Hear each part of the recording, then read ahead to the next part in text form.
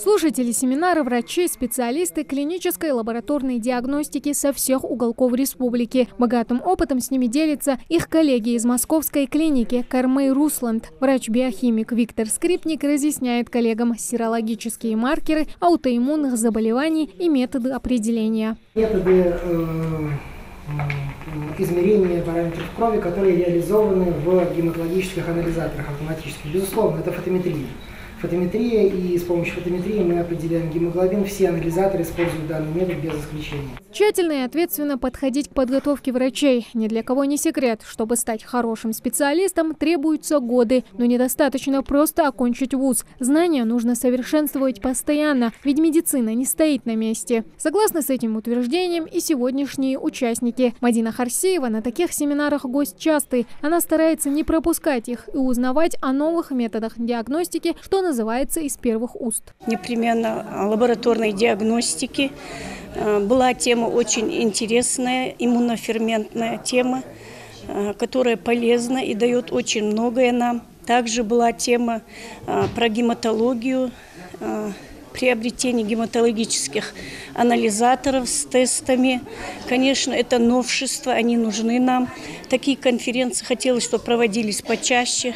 Тема для семинара выбрана не случайно, ведь по статистике аутоиммунные заболевания – одни из самых распространенных. Тот же ревматоидный артрит или сахарный диабет первого типа. Причины возникновения не до конца изучены. Одни ученые видят ее в том, что мы живем в слишком стерильном мире. Другие же полагают, что все как раз наоборот. Иммунная система подвергается мощному воздействию химикатов и токсинов, из-за чего начинает давать сбои. Как бы то ни было, важно вовремя выявить болезнь и начать лечение. Поэтому цель семинара – показать инновационные методы диагностики, которые помогут в этом и оптимизируют работу врачей. Я думаю, что это будет востребовано. Это будет востребовано, потому что мы, когда выбирали тему, мы руководствовались не просто нашими возможностями, нашими желаниями. Это запрос от клиницистов.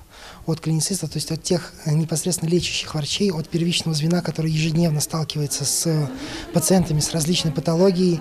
К сожалению, не всегда возможно выявление этих заболеваний на ранней стадии.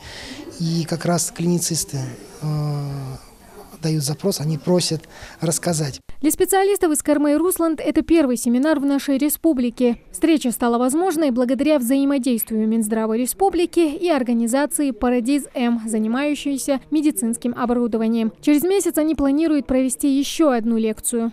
Следующий семинар у нас планируется по ультразвуковой диагностике.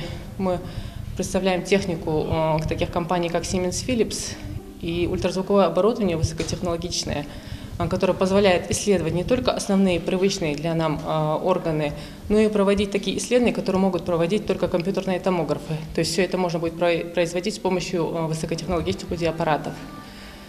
На этом семинаре мы планируем, что будут присутствовать не только представители медицинских учреждений, но также частных организаций, потому что у нас в республике очень много врачей, которые работают частно.